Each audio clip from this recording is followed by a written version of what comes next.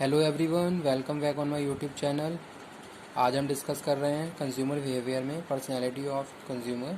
ठीक है, ये टॉपिक हमारा चल रहा है। प्रीवियस लेक्चर में भी मैंने आपको बताया था कि पर्सनैलिटी और कंज्यूमर बिहेवियर के कॉन्सेप्ट के बारे में।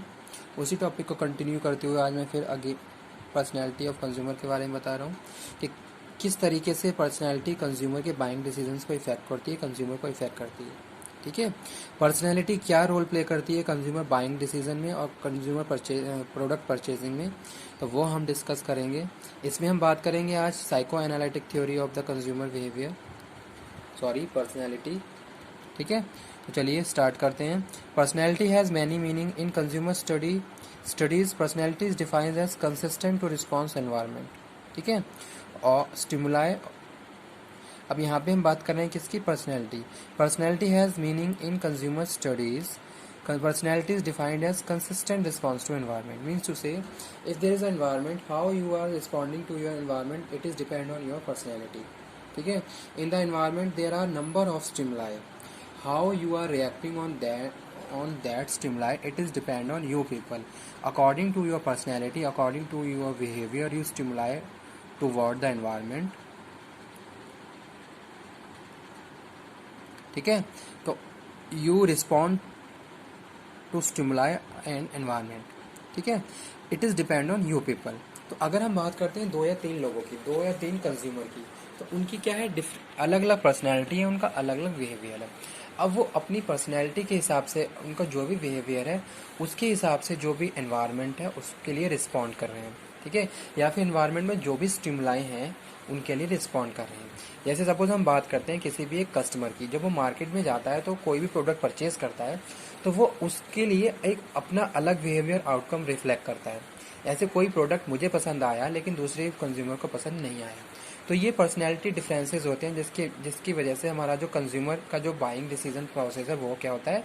इन्फ्लुएंस होता है। ठीक है, तो यानी कि personality also play very important role in the consumer behaviour और कंज्यूमर बाइंग डिसीजन प्रोसेस। ठीक है, तो वो यहाँ पे हम बात कर रहे हैं। Personality is defined as consistent to response to environment और स्टिमुलाई, और we can say that pattern of behaviour that are consistent and enduring. An individual personality helps marketers to describe consumer segment as it provides for orderly and coherently related experience and behavior. ठीक है, जैसे क्या होते हैं, marketer क्या करते हैं? Segmentation कर लेते हैं। सेगमेंटेशन के हिसाब से फिर क्या करते हैं? मार्केट में डीलिंग करते हैं। ठीक है, लेकिन उन्होंने क्या करा? अपने एक मार्केट को सेगमेंट कर लिया। अब उस सेगमेंट में किस टाइप के पर्सनैलिटी के कंज्यूमर हैं, उनकी क्या पर्सनैलिटी है, उसका क्या बिहेवियर है, उसके हिसाब से फिर वो क्या करते हैं? मार्केट में डीलिंग करते हैं। तो वो यहाँ पे हम बात कर रहे हैं। तो डिफरेंट काइंड की पर्सनैलिटीज़ होती हैं, उनका अलग अलग आउटकम, अलग अलग बिहेवियर होता है जो उनके बाइंग डिसीजन, उनके परचेजिंग पैटर्न को इन्फ्लुएंस करता है। ठीक है, जैसे कोई भी एक प्रोडक्ट जो मैं मार्केट से परचेज करने जा रहा हूँ तो मैं इस हिसाब से परचेज करता हूँ कि क्या ये प्रोडक्ट मेरी पर्सनैलिटी को सूट करता है या नहीं करता है, मेरी लाइकिंग में है या नहीं है। तो ये सारे फैक्टर्स हम बात कर रहे हैं पर्सनैलिटी ऑफ कंज्यूमर बिहेवियर। आज हम डिस्कस करेंगे पर्सनैलिटी में साइको एनालिटिकल थ्योरी। ठीक है, और पर्सनैलिटी, ये पर्सनैलिटी की थ्योरी है जो सिगमंड फ्रायड ने दी थी। This theory is based on notion that man is motivated more by unseen forces. ठीक है, इस थ्योरी में ये बताया गया है कि जो मैन है वो ज़्यादा से ज़्यादा मोटिवेटेड कब होता है? जब अनसीन फोर्सेस उसके सामने होते हैं। ठीक है, तो वही चीज़ यहाँ लिखी हुई है। This theory is based on notion that man is motivated more by unseen forces than by conscious and rational thoughts. जो क्या है? कॉन्शियस है और क्या है? रैशनल, हमारी रैशनल थॉट्स में। There are two basic drivers are love and aggression which have deep impact on what an individual does and think. ठीक है, अगर यहाँ पे हम बात करते हैं पर्सनैलिटी की, तो पर्सनैलिटी में हम बात कर रहे हैं किसकी? There are two basic drivers. These drivers are love and aggression which have deep impact on individual and thinking, their thinking. Love and aggression have direct control on mind and thoughts. ठीक है, तो जो हमारा mind है, जो भी हमारी thoughts हैं, अगर हम उनको कनेक्ट करके चल रहे हैं लव और अग्रेशन से, ठीक है, तो उसी के हिसाब से फिर क्या है? हमारा आउटकम क्या आता है? निकलता है। ठीक है। अगर हम हमारे माइंड में जो फीलिंग है बहुत लवली फीलिंग्स चल रही हैं, तो हमारा जो बिहेवियर है वो क्या होगा, उसी हिसाब से चेंज हो जाएगा। अगर हम अग्रेशन में हैं तो उसका एक अलग इम्पैक्ट पड़ता है, उसका एक अलग आउटकम निकल के आता है। ठीक है, तो वो यहाँ पे हम बात कर रहे हैं। Structure of personality according to Freud, an individual mind has fixed amount of desire toward activity. ठीक है, तो यहाँ पे हम बात करते हैं कि इसकी इद, ईगो और सुपर ईगो। जो आईडी है mental agency containing everything, ego है conscious and past part logical personality, और सुपर ईगो है ethical constant on behaviour, it is conscious. ठीक है, तो इसको हमने इस तरीके से एक डायग्राम में चेंज कर लिया है। यहाँ पे हम बात कर रहे हैं इद की, सुपर ईगो, ईगो। ठीक है, इद में क्या है, I want to do that now, pleasure, immediate. आपको ये तीनों टाइप्स हैं किसकी, पर्सनैलिटी की, साइकोएनालिटिकल थ्योरी में। ठीक है, तो इद में हम बात कर रहे हैं किसकी, immediate you want to pleasure, doesn't matter कि आपको कहाँ से वो चीज़ प्रोवाइड हो रही है। जैसे आपको एक कोई बच्चा है, उसको भूख लग रही है, ठीक है, तो अगर हम उसकी इस स्टेज की बात करते हैं तो उसको मैटर नहीं करता कि दूध उसको कहाँ से मिलेगा, कैसे मिलेगा, इमीडिएटली उसको दूध चाहिए चाहिए अपनी हंगर को सेटिस्फाई करने के लिए।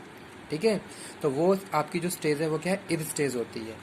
अनकॉन्शियस स्टेज है इद, जहाँ आप कॉन्शियस नहीं हो, डजेंट मैटर कि किस तरीके से आपकी वो नीड सेटिस्फाई होगी, but immediately you want to pleasure, तो वो यहाँ पे हम बात कर रहे हैं I want to do that now pleasure. ठीक है, तो जैसे सपोज आप रेस्टोरेंट में हो और आपको कुछ खाने का मन कर रहा है। ठीक है, जैसे सपोज अगर कोई कुछ पिज़्ज़ा खा रहा है तो आपको ऐसा लग रहा है कि ये पिज़्ज़ा मैं एकदम इसे छीन के मैं भी खा लूँ, लेकिन आपने वहाँ पे इन सब चीज़ों को इग्नोर कर दिया कि इसका मेरी पर्सनैलिटी पे क्या इफ़ेक्ट पड़ेगा, मेरे एटीट्यूड पे क्या इफ़ेक्ट पड़ेगा, या फिर दूसरे मेरे बारे में क्या सोचेंगे। इन सारी चीज़ों को आपने इग्नोर करके आपने बस ये सोचा कि इमीडिएटली आपको वो पिज़्ज़ा मिल जाए। ठीक है, तो ये तो क्या है, आपकी इद स्टेज है, I want to do that now. Second हम बात कर रहे हैं किसकी, super ego. It is not sign to that word perfection. यहाँ पे किसकी बात कर रहे हैं हम, परफेक्शन की बात कर रहे हैं। ठीक है, तो जो सुपर ईगो है वो बता रहा है कि क्या चीज़ सही है, क्या चीज़ सही नहीं है। ठीक है,